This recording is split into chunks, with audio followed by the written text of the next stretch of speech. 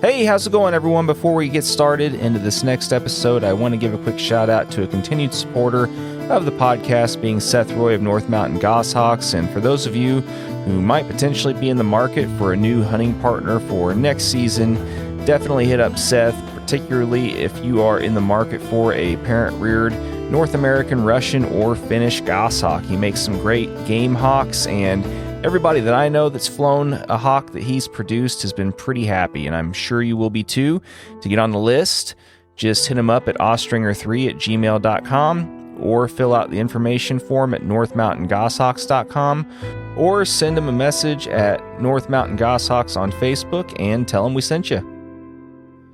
I also want to give a quick shout out to Brett Reese of Devils of Dirt Hawking for designing the new logos for the podcast. And if you haven't gotten any of his shirts or anything with any of his awesome designs on it, you should.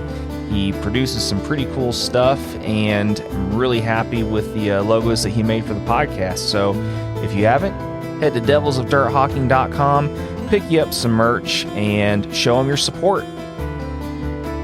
And now, on to this next episode of the Falconry Chronicles podcast.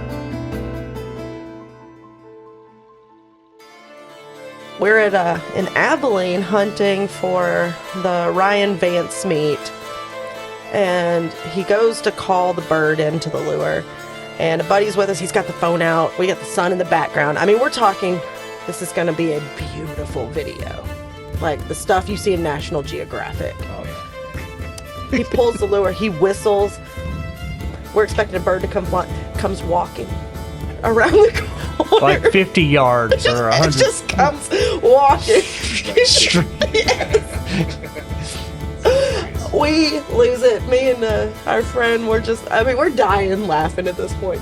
Hey, how's it going, everyone? Welcome back for another episode of the Falconry Chronicles podcast, and we are just about finished up here with the episodes that were recorded with different falconers from Texas at the THA meet. There's still one more episode that was recorded there, but it was with another falconer that was in from out of state. You'll hear that one here after this episode, but this last episode that features different falconers from Texas that was recorded at the THA meet features Melody and Tony Lyons, another husband and wife falconry couple, and it was really fun talking to them. They were definitely a fun couple to talk to and get some of their experiences and stories. Some of them were pretty funny, so I'm looking forward to sharing them here with you, and I hope you've enjoyed hearing all the other episodes that have been from falconers from Texas. So we're just going to jump right in here and get to this episode with Melody and Tony Lyons.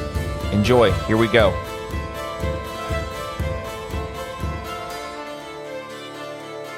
I've been waiting to spend an hour to bash Sheldon on something. I'm sure he'll appreciate it. Oh, I'm sure. Yeah. So I guess we can start off talking about that. How did you get a chance to meet him? Kind of just got thrown at him, if you will. Our first, or I guess my first sponsor was, it ended up passing away, and before he passed away, he reached out to Sheldon and said, "Hey, will you take on this knucklehead that I have?" And by the way, his wife as well. And so it just kind of started from there. And no, but tell him the best part of the conversation. well, basically says if he doesn't do it right, he's going to end up like Jim did. Is that what you're referring to? No. When Jim told Sheldon that I was going to be the better falconer. Oh, that part. That could be true. Yeah, well, you always have to go the extra mile sometime to appease the ego of the opposite sex sometimes. Right. Whatever. I mean, it's fair. I like to feel important. No, it's I mean, it's always funny how people get introduced to potential sponsors or kind of fall into this a little bit, and especially knowing now that you had a hand in the demise of your first sponsor. It's I guess I shouldn't completely bash Sheldon. He was nice enough to take you guys on then, at least, and I don't know, do you all that favor after he basically saw you go ahead and put the one sponsor into the ground first. I guess, right? Absolutely. Yeah. Well, I mean, were you guys high maintenance for him then? How did everything go? To be honest, I don't feel like he talked to us for the first year. He made him do a lot of watching and helping, and just some, a little bit of hands-on learning. And then it was, well, let's get you a bird trapped, and after you pass your test and get all of your license. And so he was cool. He hadn't really sponsored a lot. He was a hardcore squirrel hawker. I was his first apprentice that ever completed everything. Okay. In 20 years. Mm-hmm. Yeah. For Sheldon's, you mean? No. For Jim. Oh, Jim. The Okay. first sponsor. I gotcha. Before he passed. Okay. Well, I'm not really sure exactly what that actually translates to or says or whatever about you or anybody else, but I guess. He was a cool dude, and he ended up he had cancer, and that's too bad. It Sorry to hear that. Sucked. Loved working with him, and he just had such a passion for dirt hawking like I do. And actually, when he started working with Tony, and Tony trapped his first bird, started training and learning, and I was being hands-on helping. I was like, I at least got to know the husbandry and how to take care of these birds, because this is like my jam. And so he finally looked at me and he's like, "You're gonna be a falconer. You're doing this next." And I was like, "Wait, what? I'm doing what?" And he's like, "No, you're gonna be a falconer. So go take your test. Let's get the paperwork in." And I think I had the easiest getting a sponsor like ever, because I didn't even ask. I wouldn't say that too loud. Now thousands know. Yeah, no, it's like I said, it's always funny hearing how different people kind of fall into this. Everybody, I mean, a lot of people actually have kind of a similar story, but every so often you have different oddities and how they kind of get into the sport and all the little trials and tribulations and things like that people have to go through. And yeah, I mean, all kidding aside, I hate that it was a little tumultuous a little bit for you guys. And I mean, that's always, this is a challenging enough sport to get into just on a quote unquote normal route, let alone whenever you have to switch sponsors and do all this other stuff. So, I mean, what other stuff did you guys have to deal with then in the middle of all this? I mean, how far did you get with the initial part of your sponsorship before you had to transition? I was, at least first year was completed. Or no, was it? Mm-hmm. Yeah. You'd completed your first full year before he passed. And we had just met Sheldon at the THA meet in Abilene. That year, that was our first THA meet. Got in contact with him, and Jim wanted Tony to meet Sheldon anyway, because he knew Tony wanted to be a duck hawker. He knew long winging was in his future, and Jim was not a long winger. So he was like, "You've got to meet Sheldon. He's going to be able to help you, teach you everything you want to know about how to chase a bird with telemetry." But no. Yeah. No, that sounds about right. Yeah. And Sheldon he's been a wealth of knowledge for starting his long wing journey. And I'm still hanging back and watching and just, chasing rabbits and squirrels and just dirt hawk shit. Yeah. Just only. Yeah. That's it. Yeah. For us lowly dirt hawkers That's in the right. world. Yeah. Yeah, no, and that was going to be my next question was why Sheldon? But I guess that answers that question easily enough then. I mean, you made the mistake of saying that you wanted to do long wings, so, you ended up getting recommended to him for some reason. I don't really know why. Was there not any other more competent long wingers that he knew at the time, or what? I think it just goes back to Sheldon asked him to be the treasurer at some point, and so they had that relationship. And I gotcha. So it was an exchange of service agreement. Right, they were officers together, and Jim was the weathering yard warden for THA for many years, and so they had built that relationship. Gotcha. So already basically knew how to get a hold of him, and if he didn't answer his phone, as opposed to all the other people that that would probably had said no, right? Exactly. Yeah. He answered the phone first. Yeah. Fair enough. Fair enough. Well, so I mean, the rest of your sponsorship or apprenticeship or however you want to say it, I mean, the rest of your time as apprentices then, I mean, did the rest of it after you got transitioned and, did that year of menial task work for our esteemed Sheldon, did things go easier then after that? I mean, was it fairly smooth after that or?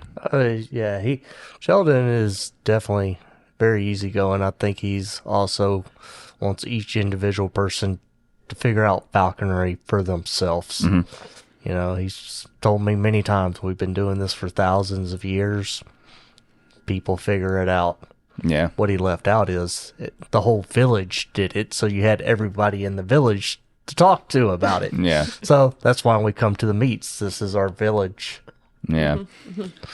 Yeah, and sometimes you have to be careful with that too, because every so often you have the village idiots that are in there, Sheldon. But you got to learn how to siphon out sometimes what's going to work for you as well too, because not everybody's situation is the same. Well, and I had a kind of aha moment this weekend. He had to deal with a family emergency, so he's like, "Hey, you're gonna go fly my falcon for me with Sheldon and them tomorrow." And I was like, "I'm gonna do what?" Mm-hmm. I mean, I've flown her to the lure and things, and she knows who I am. I've fed her, and so I was like, "Okay," and went out with Sheldon, Jay, Matt Reedy. She did not do well. I mean, she came back, but she's still flying low. She's still looking for the pigeon, not sure of the game, and. Sheldon's like, we really got to work on, these things. And Matt was like, do you mind if I offer my opinion? And, really different perspective. And even, me and Sheldon both were like, that makes absolute sense once you take a step back and say, okay, this is a passage bird. It's not a captive bred hybrid that, he's been working with quite often, and just kind of put a different perspective for me, especially, and passing that on to Tony so he can think about, some of those next flights. I know I just looked at him instead of talking to the mic. It's all good. Yeah, so, no, you're right. I mean, it can be challenging molding and adapting different situations, and it's all just part of the evolution of the learning process. And I mean, so collectively, then, I mean, how many years have you been flying birds then? 6 years? 7. 7? 7. Yeah, we're to 7 whole years. So we're like baby falconers still. Yeah. I still feel like I need a walker here soon. Yeah. Well, I mean, we're always baby falconers. Absolutely. I mean, just being real. I mean, anybody worth their salt, as I've said many times before, will tell you that they're never going to learn everything there is to know. I will always be an apprentice. Yeah, for sure. And I mean, we've been in it relatively about the same amount of time then, sounds like. And yeah, I mean, there's a lot that you can learn in that short amount of time though, and especially if you're flying so many different species and dealing with dur hawking and long winging and everything else too. But Tony officially became an ostringer this year too, so he flew a coops early this season and had a lot of success. Little Tearsel, so fun. Yeah, he was a blast. Yeah, so I mean, was it a passage or imprint or a passage? Passage, yeah. What were you mainly trying to hunt with it? Just sparrows here or there. Field hawking. Yeah, field hawking. Definitely didn't want to chunk it out of a car. Yeah. Well, yeah, I mean, you can, but I mean, being real, I mean, most of your fun with those types of excipitors are going to be field hawking anyway, probably, for the most part, because they don't really need the speed advantage of, No, he was a little rocket. Yeah. Yeah. My 2 attempts at passage coops have failed miserably. They both pretty much just got released and stuff, which is, it's whatever. But yeah, I mean, go talk about your road with that a little bit. I mean, was there anything in particular that you did that you felt like contributed to your overall success with it? Lots of patience. It will take your patience to a whole new level. The only way I could describe it is like 50 first dates. Yep. Every day. Yes. It's like we just did this and you've already forgot it, but you do it anyway. and you do it again, and then again, and then again. Oh, did I mention again? Yeah. And so I think that's, just have to have the patience and just, I don't even know if it's baby steps, half baby steps. Still got him free flying in 4 weeks, which I was super happy with. You do have to keep a pretty fast pace, but it's a slow pace, if that makes any sense. Yeah. You go as fast or slow as the fastest person or something like that. Yeah. So that was probably my biggest takeaway, and you're just building that trust very slowly. Yeah. Yeah, and no, you described it better, and it's funny that you said that, because that's pretty much the same analogy that I used with people whenever I made my attempts with one, was 51st dates, basically. Like, even something as simple as just approaching the thing, the next day, and just like, I know you have to remember me. I mean, like, at least, and maybe that's why you're baiting away. I don't know, whatever. But yeah, no, it is a lot of patience for sure. And it's funny because they'll make those initial jumps and things like that very quickly and stuff, but then it's not the same way each day. Like, you know what I mean? At least that's how it was for me. It's like they're still reticent, but they'll do it. They're still reticent though. Really? It's not, they don't really want to do it, but 2 steps forward, 1 step back every day. Pretty much. So yeah, I mean, there's some people that I've talked to that like doing the whole half man thing, getting them out as quick as possible. A couple weeks into it, just make sure you can get them back with either a live, recall or lure or something, and then just finish manning them in the field. And there's other people that's like, no, I don't really have the the testicular fortitude to do that. But so on and so forth. But so it sounded like you kind of went a little bit of both ways then with that then. I'd go with that. Yeah. Well, I mean, that's cool though. I mean, it's cool that you got it to work. I mean, so you got a full season with it? And he just passed away, or we had several. Well, we were at the Napa meet, and I was pretty stoked to hopefully find some quail, but it is Nebraska and gets extra cold, so we had a little challenging finding quail. It seemed like every time we found them, we were hunting one of the other birds, and we found quail instead of when we were with him. So, but yeah, he passed away at the Napa meet. So, had several great hunts with him. Did great. Woke up the next morning, looked in the box, and there he was at the bottom of the giant hood. That's always terrible whenever that happens, and it just kind of makes you just like, well, what did I do? It was crazy because there were no signs. People were like, well, get into Cropsey, and I was like, no matter what they tell me, I mean, we could do it, and they could say, well, it was this bug or that bug, or he had a heart attack or an aneurysm, but ultimately it wouldn't have changed any of the behaviors. The day before he ate, we were doing a 2 times a day feeding because it was colder, keeping his blood sugar up, doing all the things, and so it was just out of the blue. And they keeping them alive and survive in captivity seems to be like the most challenging thing with the accipiters, especially the coops. Yeah, and they don't really take travel stress as well as other species either. Right. Yeah, and I mean that's a long trip too.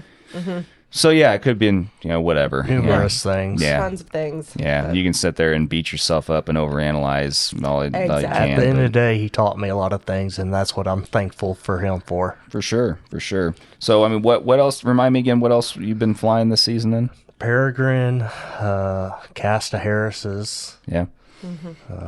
About 2 weeks ago, we added a little male, so now we have 3.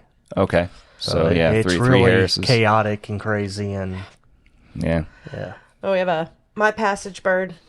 She's on her 4th season with us. He has a captive bred, a Colson bird. Okay. She's, I think, pushing 9 at this point. And he's a 3rd owner, and I mean, we've got her hunting. She's doing a phenomenal job. She's She likes those big dogs. I mean, jacks. She loves jackrabbits. She will. I had them both out in the field the other day, and I thought I was going to have 2 birds on 2 jacks at one point because they were everywhere. I was like, I don't know what I'm doing. Yeah. No, it's funny watching them on, and they might be a little reticent at first, but it's the ones that really want one, they're going to get one. The ones that don't want one, they're not going to take one. Nope. Yeah, and they find that extra gear. Yeah, I mean, if they really decide that they want one, they will find a way to take one for sure. Most definitely. Yeah, and they're very determined birds when they want to be. Yeah. Oh, absolutely. Yeah, and it can be a nightmare dealing with them sometimes whenever they don't want to do something too. Yep. Yeah. But no, Casta Harris's was like one of our only options when it comes to dirt hawking because we got tired of arguing over who's hunting what field. Rock, so paper, scissors. Every Who's day. going first? Only so much sunlight at this time of year, so we were like, this is what we have to do. So, but no, it's been so fun. Yeah, and that's the benefit to having multiple birds be Harris's also is that, you can get them all done in one hunt, theoretically, if you don't want to push the envelope too much, I guess. But, right. but yeah, no, that's cool though. And as far as the peregrine goes, then, I mean, is it mainly ducks that you're hawking or? Attempting. Haven't completed the task yet. She'll chase a drone to heaven. Kill every pigeon you throw at her. I trapped her 2 years ago in South Padre. And so y'all know about the virus. Everybody does. And so we didn't hunt the first year. And I kind of feel like that hurt me a little bit. But she has such great mannerisms. It's hard to say ta-ta to you and best of luck just yet. But, I'm used to... I feel like my little niche is always getting birds that aren't supposed to fly or other people have issues. And that's the one I end up getting and making work. So, well, I mean, if you're more of a patient person, then sure, I can. Yeah, I mean, if that's your particular virtue as a human being, all the power. We all got to be known for something, right? Yeah, we all are known for something. Yes. Yeah, whether we want to be known for it or not, we always find our little niche, I guess. But but no, I mean, like I said, I mean, I'm sure that you've probably already kind of drawn a line for yourself, though, right? Like. Yeah, next time I draw just what do you call it, a lottery? Mm-hmm. Yeah, next time I get a ticket. So I'd rather have a bird in hand than just. No, I can see that. Yeah, if you win you keep the bird long enough until you can probably get another one. Right. Yeah, no, I get it. Yeah, and I'd love to say, like in my situation, I'd love to say that the bird in the hand is always the best case scenario. Sometimes it's not. I mean, sometimes it's just not worth. Like the quail you're feeding it. Yeah.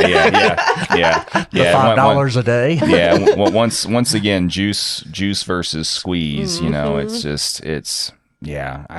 that's the ever evolving battle in falconry. It seems like with these birds is just determining what kind of relationships you want to continue to have with them and everything else. But that's the benefit of getting a passage bird, though. If it doesn't work out, you can just ta-ta. Yep. Bye. See ya. Yeah, adios. But well, I mean, is there anything in particular that you both of you still want to do, whether individually or together, or anything that you haven't done yet in falconry? Or you take that one. I just want to, in my mind, to be classified eventually as a master falconer. I feel like you need. Now, don't get me wrong. I understand that you need this game, that game for this bird, that whatever. To be a true master falconer, I think you should at least have experience with multiple birds. I mean, I can't call anybody out, but there's so many master falconers. All they've ever flown is a red tail. Sure. How are you going to take an apprentice on and then they move? Or, I mean, our village, if you will, our community. People take you under their wing and and help you along the way. But for me, I see so many people that just stick to one thing And I struggle with calling that a master falconer when you don't have any knowledge of any other bird sometimes. Yeah. No, I get it. So for me, yeah. I just at least want the variety, and then at some point I'll focus on one thing. Yeah. But no, yeah, I get it. I get it totally. Like there's you in your early years, you think you're learning a lot, especially like from if you. And it's a double-edged sword because you can have a good first bird or first couple birds, right? And you think you're learning a lot, but then you start to have the real adversity with birds that really give you a little bit more of a challenge, if you will, yeah, and everything else. And then you realize you've learned basically nothing from those birds that were easier, right? Quote, and I use the word easier as a lax term, of course, but most definitely. But nobody learns from from those. They learn from the hardships and stuff. So I totally see your point. More you can get your hands on different birds and learn how to read them and their response. To me, that is golden. I mean, makes you a bird whisperer. Yeah. Whatever that is, right? Yeah. The Caesar Milan equivalent, I guess. Something along those lines. Yeah. No, for me, it's a goshawk. I would love a bird that's going to consistently take squirrels, rabbits, ducks, little of everything. Yep. I was joking yesterday about what's the perfect day of hunting, and I'm like, I get up in the morning, I take my goshawk out, we take a duck, we go out in the afternoon, we chase rabbits and squirrels, and maybe I end the day with a deer hunt, right? Or an evening goose or duck hunt, and so I like the variety, and of course I do love bird hunting. I love gun hunting birds. It's fun. I don't know how I was giving Steve Chingren a hard time about that. He's like, I'm a purist. I don't gun hunt because I could be spending more time with birds. And I'm like, or you can do both in a day. It's possible. Yeah. No, I've never. That's something that's never really interested me very much either. I mean, as far as hunting goes, like.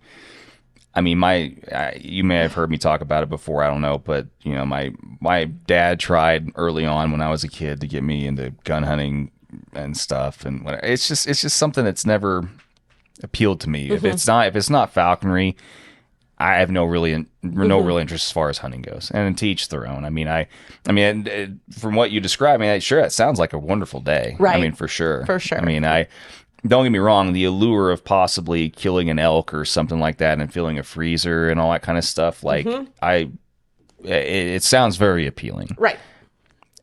You put me out in the gun in the wilderness by myself, I'm just going to die probably, whatever. But anyway. I work hard so I can do guided hunts. Let's not kid ourselves. This isn't just like me going out in the wilderness. No. Yeah. Well, yeah, if you really want to be really hardcore about it though, No, I'm not that hardcore. Fair enough. I'm like, I don't want to own decoys again. I don't want to have to fill feeders. I'm like a lazy hunter a little bit. Oh, okay. No. Fair enough. Well, at least you're honest about it. I know my limits. Yeah, fair enough. Well, so cabin with big fireplace. Yeah. He turned me on to duck hunting, going out in the blind, because he's like, well, we'll get you a stove, we can make bacon, and we'll cook breakfast. And I'm like, where has this been my whole life? Like, this is amazing. Yeah, you're gonna be glamping the whole time while you're hunting and stuff. Yeah. I slept on the ground in college. I don't have to do that again either. Fair enough. Once again, all the power to you. I hope it works out. So out of curiosity, as far as a goshawk goes, whenever you end up with your first one, do you think you'll want to imprint or parent reared one first, or how do you think you want to go about it? I would want to do a probably captive bred, but parent reared.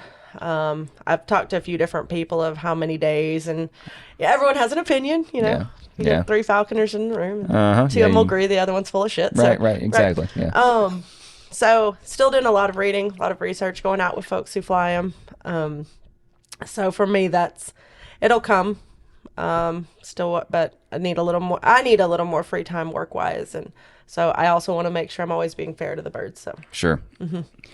Yeah. There's definitely varying opinions on all that for sure, and especially in the in the goshawk world and the Ostringers especially, they all have their very, very strong opinions on what they like and don't like and all that kind of stuff.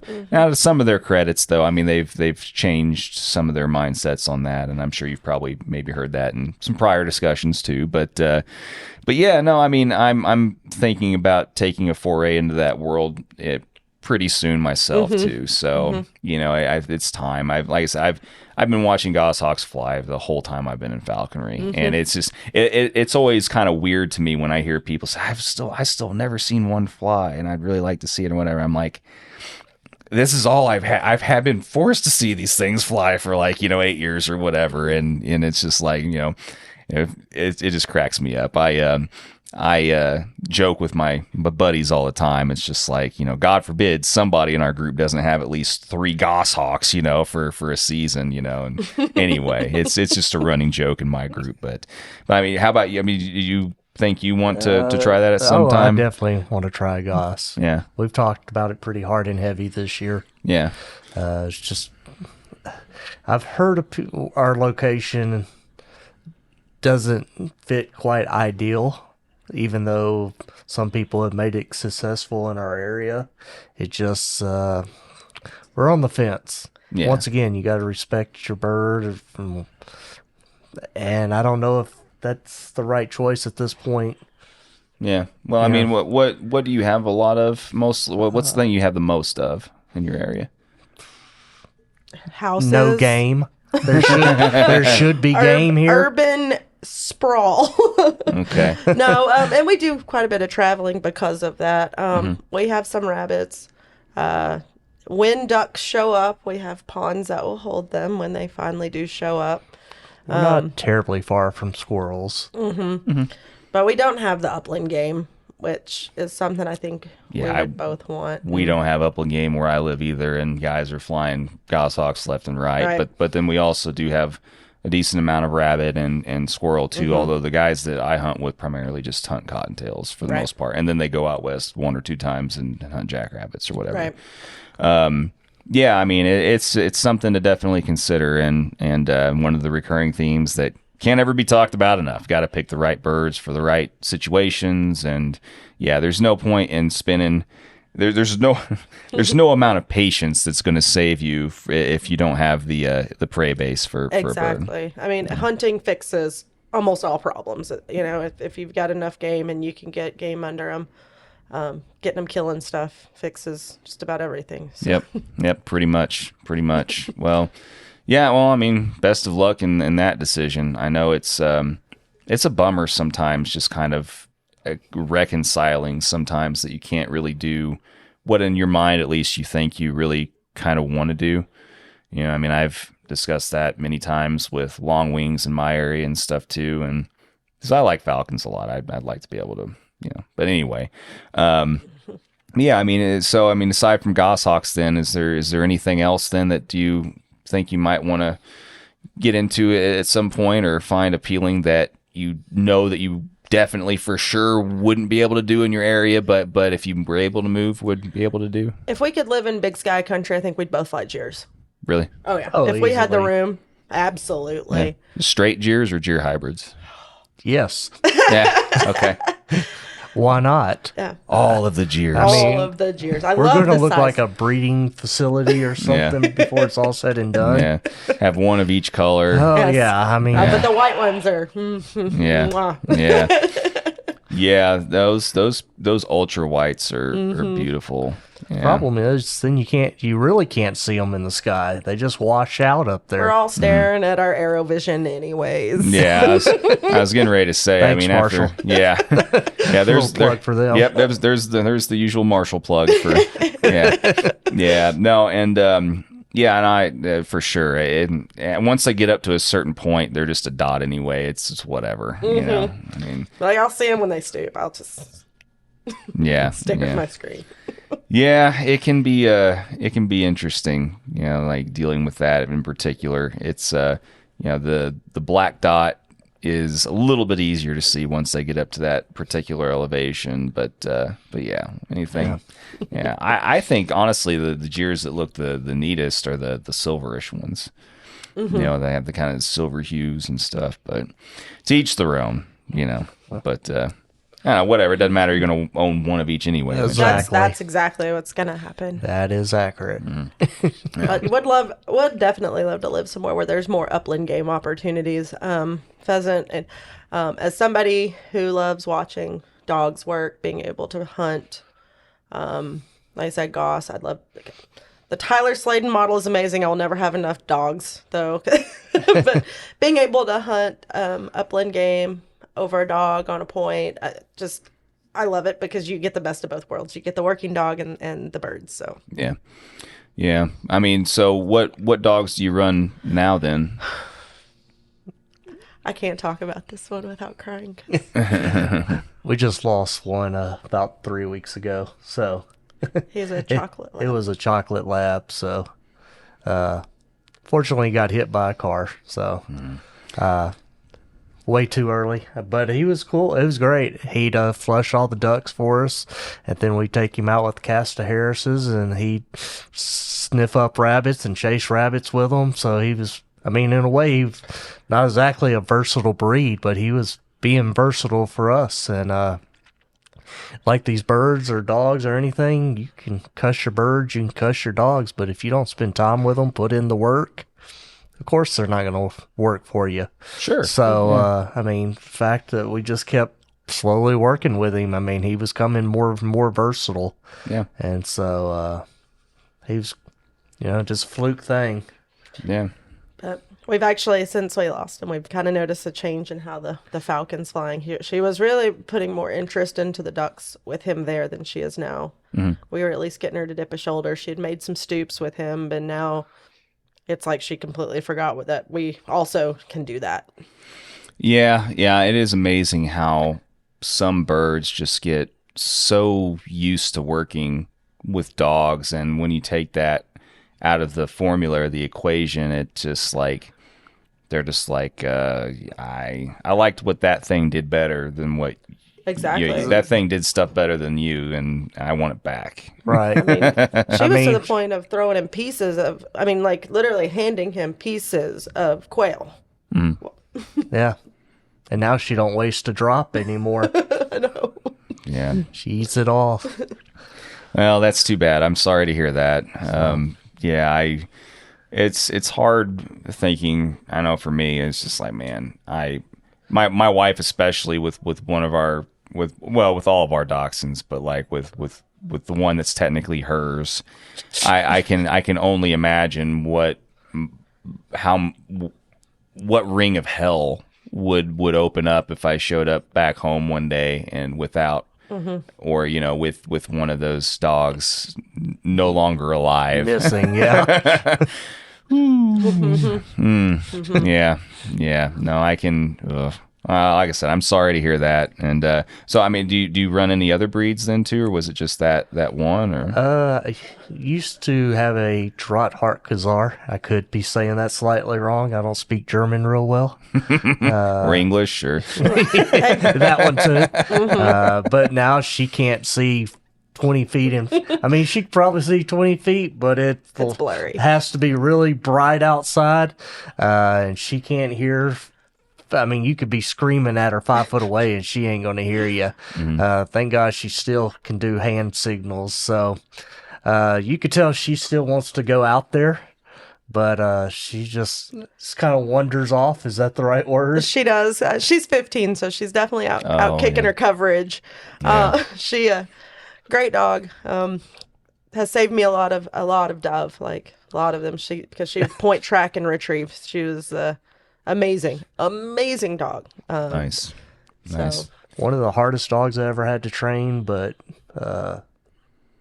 after you got there, it made life so much easier. Yeah. Mm-hmm. Mm-hmm. Yeah, I bet. Like I said, I think that the people that don't even give dogs a chance in falconry, which once again I know plenty of them. That's fine. Everybody knows what their limits are and what they like and what they don't like. But now having that in the equation for me, it's a lot of the fun element for me. It wouldn't be as fun without them for me personally. So yeah. So we're just kind of in the stage of talking about once again, it's the problem. We want one of everything. But dogs a little more. We got to be a little more picky on the next.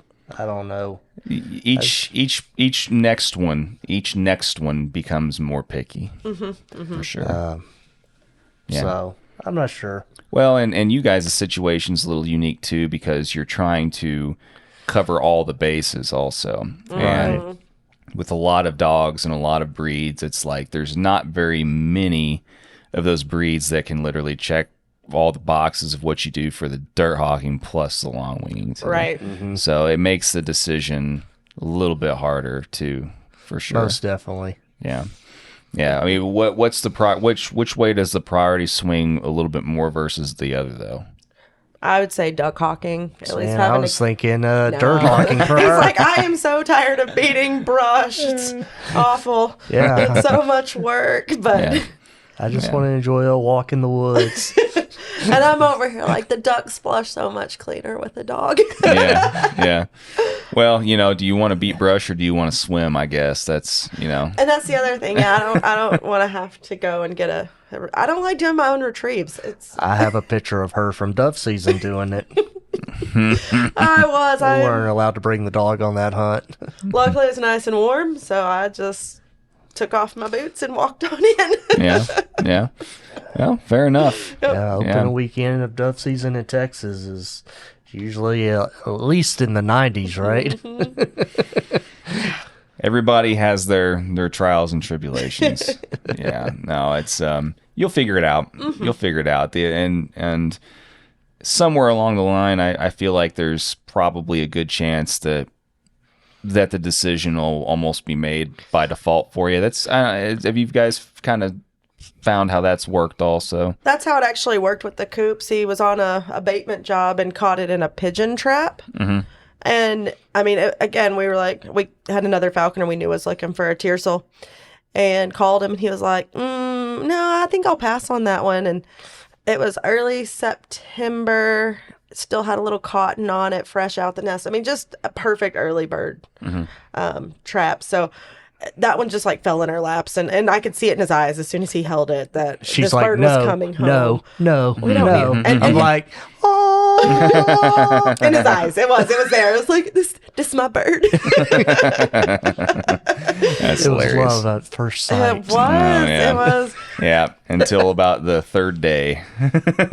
He never did foot me, nothing. He was so laid back, because we were like, this is not normal. We know this is not normal. But neither of us ever really got footed. We neither got any of the aggression taken out on us. Just tried to stick to keeping all of the food and stuff away from us. So sure. It seemed to do okay. Yeah. I mean, I ended up releasing each one that I've had or tried or whatever. I mean, there was a short stint that I don't know, I think I had 2 females and a male, and I had them all for, I don't know, not much longer than a month or 2 probably. I missed a couple of important occasions because of one of those females, and I was just like, what am I doing? I just, but I did notice the short time that I had possession of a male, there was a little bit more, he was seemingly coming along a little bit better than those females did. All females are stubborn. Inside voice, Tony. Inside voice. I'm not gonna disagree. Anyway. Yeah. I think he was just happy to get this little male Harris we have now, because literally all the other animals in our house are female. He's just like, I need another boy. Come on. Yeah. Gotta have the testosterone balance for sure. Yeah, exactly. No, that's cool. I mean, like I said, your situation, whatever, if there's a pup or a particular instance of something that comes along, I mean, the circumstance will probably, I don't know. I think each passing year, the decisions, you kind of learn to almost just kind of let the situations make the decision for you a little bit more. But it'll work out how it's supposed to work out. For sure. Yeah, I mean, and there's nothing wrong with doing extra due diligence. I mean, the first decision of a dog, as far as hunting goes, that I made, was Vizsla, and I thought it was going to work well for where my situation and where I was at. But little did I know, those early stages, you just still don't know what you don't know. And I mean, I probably would have just, had I known what I know now, I would have just started off with dachshunds. But anyway, you never really know what you don't know in those early years. So, but yeah, well, I mean, it sounds like then that yeah, it'll up until that point though, it's probably going to be an interesting discussion that you're going to continue to have though. Oh, absolutely. What it sounds like. Definitely. Yeah. Yeah. I don't know. Is there any particular breed that you're kind of sort of leaning towards right now more than others, or? Well, as we were talking about like dirt hawking, we were looking at the York Terriers. Those are pretty, I mean, for squirrels and rabbits, I mean, they're high drive, and I'm just like, I don't know, I have the energy for one of those. Fair enough. But yeah, they're so the couple of the friends that I have that have them, they describe them basically as like accipiters in dog form, like straight up, like, but not necessarily the way that you would think necessarily. But not in the good way. And here's all the bad traits in a dog. Shove them into one tiny little aggressive package. Yeah, and don't get me wrong, I'm not going to speak for that community by any stretch. I'm just reiterating what I've been told in the past. And don't get me wrong, the people that have them, they love them, but they have a particular niche that's seems to be a little bit more geared towards a certain thing than others. Yeah. Anyway. I see you going more towards how you say it, the Dotson, but the tick or talk. The Teckles. Teckles, yeah. Oh, so basically more of a standard as opposed to a mini. Gotcha. Yeah. Yeah. So do you run the minis or the minis? Yeah. Long hairs. Okay. Yep. And there's an ongoing series that you can listen to hear all about the pros and cons of dachshunds, and there's many more of those to come, and you'll hear recurring themes in each one of those episodes if you want to continue to listen to them. But they're a fun breed. They're definitely a fun breed, and they will work relentlessly and live for hunting bunnies and even squirrel too. But if you have tight areas and I have obstacles and brush and even just pipe, anything like tunnels, holes, anything that you're going to need to factor into your terrain and stuff, then it's really hard to beat. Right. I mean, they fill a really narrow niche. And so anyway, you'll figure it out. You'll figure it out. But well, I mean, I guess now would be a good time though to go ahead and what's that one or two more memorable, like really good hunting stories that you have, as a couple and everything, and I mean, memorable experience in the field together, or something that really sticks out. Okay, so one of I'll start with a hilarious one. So his first season, he had trapped a Kreider's red tail, beautiful bird. Had, of course, because he is who he is, it had some issues with its wing when it came to us. It had a break that had healed, and feathers came in funny. So we're at in Abilene hunting for the Ryan Vance meet, and he goes to call the bird into the lure. And a buddy's with us. He's got the phone out. We got the sun in the background. I mean, we're talking, this is going to be a beautiful video. Like the stuff you see in National Geographic. Oh, yeah. Yeah. He pulls the lure. He whistles. We're expecting a bird to come fly. Comes walking around the corner. Like 50 yards or 100. It just comes walking. It's like a chicken. It's hilarious. We lose it. Me and our friend, we're dying laughing at this point. Tony's dying for different reasons. Oh my gosh, it was hilarious. And that one just sticks out because your bird will never do more embarrassing things than when there's people in the field with you, right? Like, oh yeah, they wait. We all have. If you've been a falconer longer than 5 minutes, and you learn the first thing you should technically never do is, hey, you want to come see this? Yeah, no, it never works out very well. No. But I think one of my most memorable, like my favorite memory is when our girls caught their first jackrabbit together, and really seeing them work as a team, because mine was hesitant to grab, and so she pushed it to his bird, and she nailed it, and I mean was so proud of herself. And then when traded off, and she was big mad about the trade off, but it was such a cool experience because it was the first jack we've caught. Because we'd flown red tails, so they are like, no, thank you. I had a small male red tail in my first one, and so to catch that was pretty amazing with them. And now we can't. I mean, like I said, I had both of them chasing separate jacks the other day, so that was awesome. Perfect. Yeah, yeah. You just gonna be like what she said, or yeah, exactly. She nailed it. Good job. I remember her catching her first cottontail with her first red tail. I think she still gets giddy inside about that. I mean, no. When we trapped her first kestrel. Oh. Yeah, the shit-eating grin on her face about that one. Oh yeah, that was a pretty good one. Then it bit her, and she was still happy about it. Like, it's okay. I understand. Yeah, you got to bite her. Yeah, yeah. They all love to take a little bit of their 10 pounds of flesh, so to speak. Yeah, yeah. And they'll make you bleed sometimes for sure. Mm-hmm. Yeah. No, that's cool. I mean, is there what particular aspect of the trapping that kestrel? It was just the act of it in general. Smile on her face. Yeah. It was my first kestrel. Yeah. I'd wanted a female, and of course I trapped a male, and he was like, well, do you want to try again? I was like, no, this is mine. And it was the day after my birthday, and so I was like, oh my gosh. And ended up having fun. He flew off on a training session though. It was right before actually.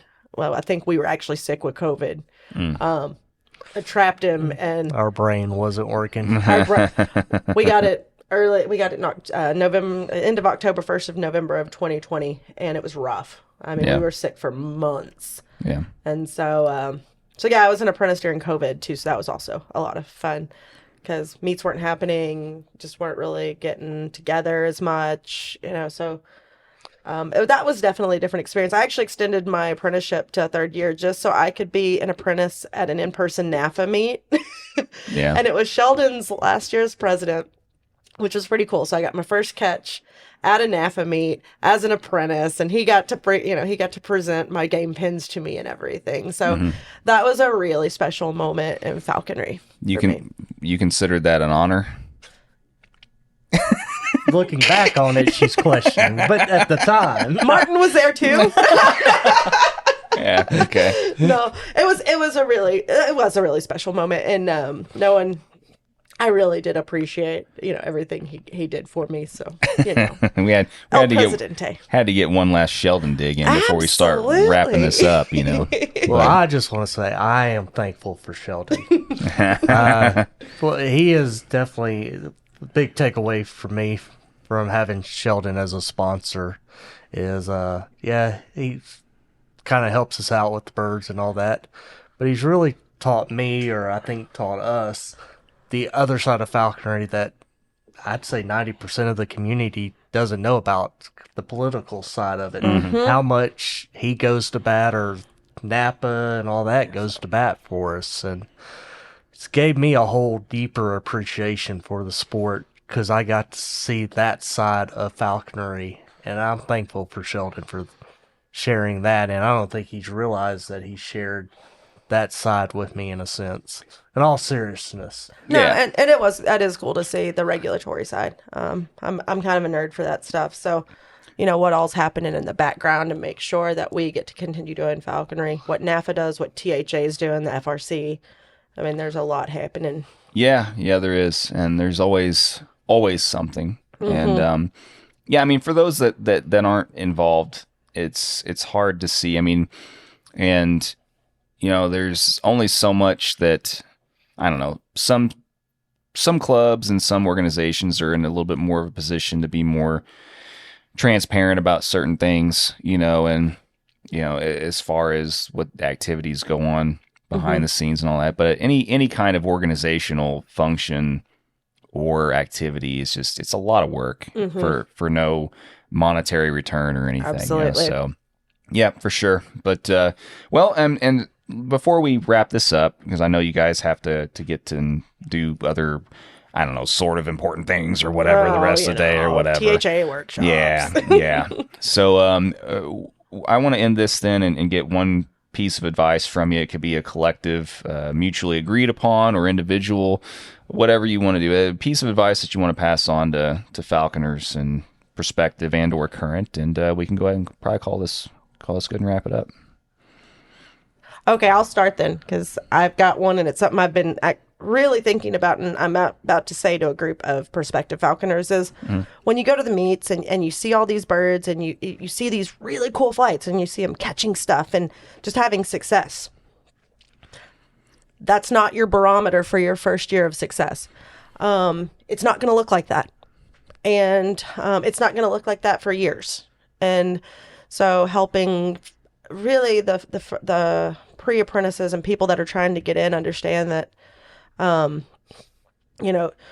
your first year is going to be tough, and it's going to break your heart, and it's going to be hard, and you're going to lean on everybody you've met. And so just helping them to understand what the expectations should be, that if you take one head of game your first year, that can be success. And it's just really helping them to understand that. Temper expectations, in other words. Absolutely. Yeah. And you, Tony? I'm going to go with kind of be useful, how are you going to be useful in this club? How are you going to be useful in falconry? Just don't take from it. Give back. Give back to it some. Yeah. And so be useful in it. Yeah. And it's important for people to understand that if they want things like this to continue, then it could be just as simple as writing an article for your state club's newsletter, which is something that now I'm in charge of for putting together for my state club, and congratulations. Yeah.